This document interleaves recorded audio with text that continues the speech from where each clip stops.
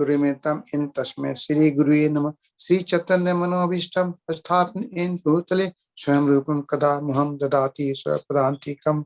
हे कृष्ण करुणा सिंधु दीनबंधु जगतपते गोपेश गोपिका कांत राधा कांत नमस्तुते। तप्त कांचन गौरांगे राधे वृंदावनेश्वरी विश्वभानुसुते देवी प्रणमामि हरे प्रिय। हरे कृष्ण कृष्ण कृष्ण हरे हरे, हरे राम राम राम हरे हरे। हरे कृष्ण।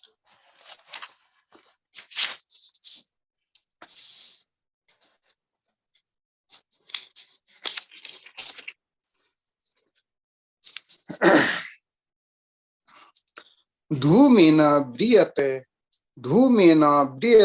वहिर्यथा दर्शा मलेन च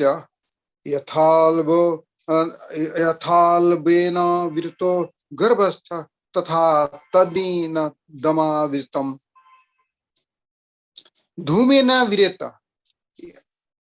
यहाँ भगवान जैसे पिछले श्लोक, ये भगवान कहीं वाणी है।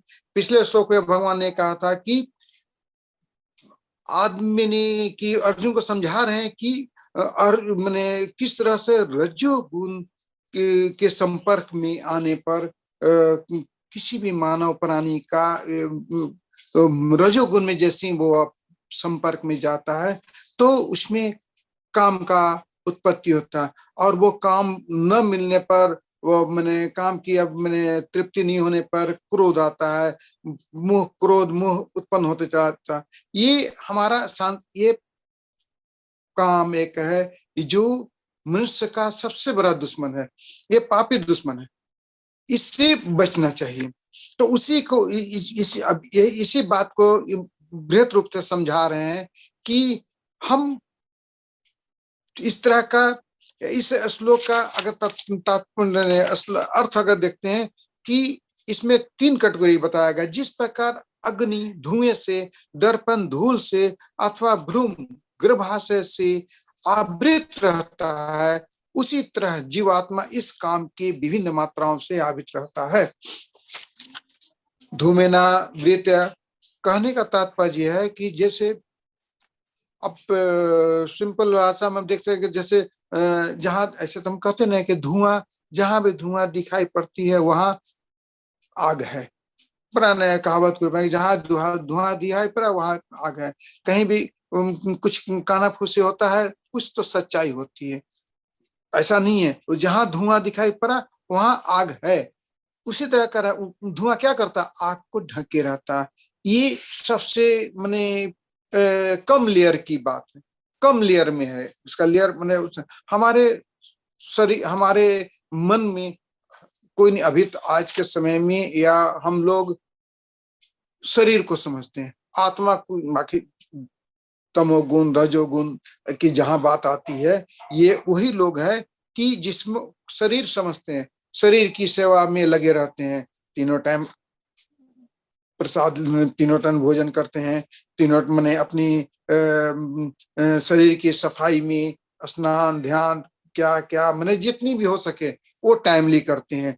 हम आत्मा के बारे में नहीं सोच पाते हैं कि आत्मा को क्या चाहिए। आत्मा चूंकि वो तमोगुण रजोगुण में फंसे रहते हैं कि हमको क्या करना है, हमें अभी 10 बज गया, अब हमें नाश्ता करना चाहिए, 2 बज गया, हमें भोजन करना चाहिए, रात हो गया, हमें खाना खाना चाहिए। ये क्या है, ये शरीर की तृप्ति के लिए हम इतना काम कर रहे हैं, लेकिन हम आत्मा के परिप्रेक्ष्य से हम अगर देखें तो हम उसके लिए कुछ नहीं कर पा रहे।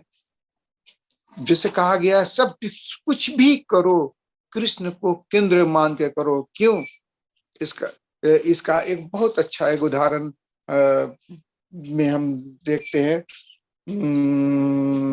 अच्छा कि प्लेन में, एरोप्लेन में हम लोग जब सफर करते हैं तो देखेंगे कि बहुत वहां पर एयर होस्टेज होती है और बहुत प्रेम से, आत्मीयता से, माने बहुत अदब से, इतना अदब से बात करती है, बात में मुस्कुराती है। वो लगता है कि सबसे मेरा करीबी है, बहुत बड़ा करीबी है।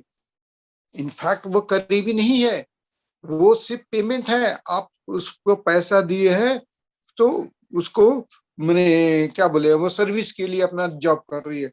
जिसमें आप उतरते रहिएगा, thank you for next visit करके वो बताते हैं कि हाँ ठीक है, बाद में फिर आइएगा। हमारा शरीर भी इसी तरह का है। हमारी आत्मा आज बहुत पीछे कर्मों का मेरा पुण्य होगा, जो हम इस मनुष्य योनि में हम आए हैं। इस योनि में ही हम अपने को साध सकते हैं, और ये जो 84 लाख योनि का आने जाने का जो क्रम है, इसको हम बंद कर सकते हैं।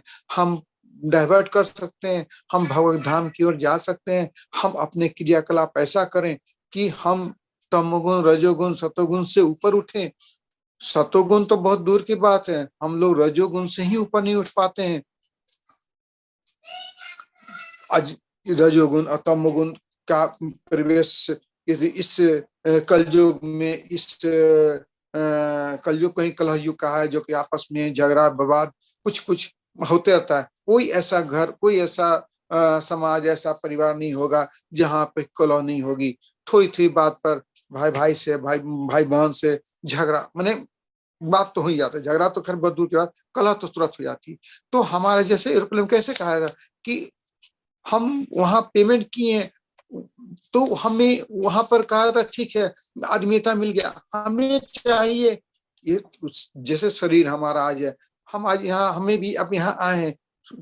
कर्म हम, हमारा कुछ कर्म ऐसा था जो कि इस जन्म में मिला है, और हमारे माता पिता, भाई बंधु, पत्नी, बच्चे, बेटा बेटी सब हैं।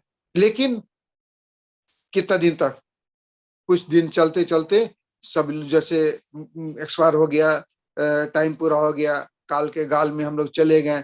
फिर कोई पहचानता है, कोई देखता है? मरने के बाद तुरंत क्या होता है? तुरंत पहले हटाओ, कितनों भी प्रिय प्रियतम क्यों नहीं हो, पहले उठाता। जैसी बॉडी, चूंकि आत्मा निकल जाने के बाद तो शरीर तो लाश नश्वर हो गया, लाश के बराबर हो गया, वो डिकम्पोज होगा, उसमें दुर्गंध आएगी, महक आएगा। इमीडिएट कोई नहीं चाहता है, इमीडिएट कहता है कि जल्दी से बाहर निकालो, जल्दी से क्रियाकलाप करो।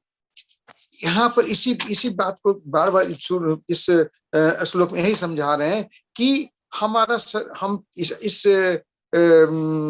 श्लोक में इस रजोगुण तमोगुण आवरण को समझाया गया कि अग्नि धुएं से, दर्पण धूल से, अभ्रूम गर्भाशय से आवृत था। यानी कहना सबसे कम लेयर का अग्नि धुआं, बहुत कम, बहुत हल्का, अगर उसको हम हवा दे दें तो धुआं हट भी जा सकता है। दर्पण धूल से, अगर धूल की कुछ मिट्टी की कुछ मोटी परत है, तो क्या दर्पण हमें दिखाई पड़ेगा? हम अपनी चेहरा को देख पाएंगे? नहीं देख पाएंगे। उसके लिए थोड़ा मेहनत करना पड़ेगा, थोड़ा ना थोड़ा सा ज्यादा में। अगर मिट्टी की लेयर कुछ ज्यादा है तो उसको ज्यादा मेहनत करना पड़ेगा। इसी तरह हम अगर अपने आप को कृष्ण भावना में नहीं कर रहे हैं, या अपने आप को हम चेंज नहीं कर रहे हैं, तो हमें हमें और मेहनत करना पड़ेगा।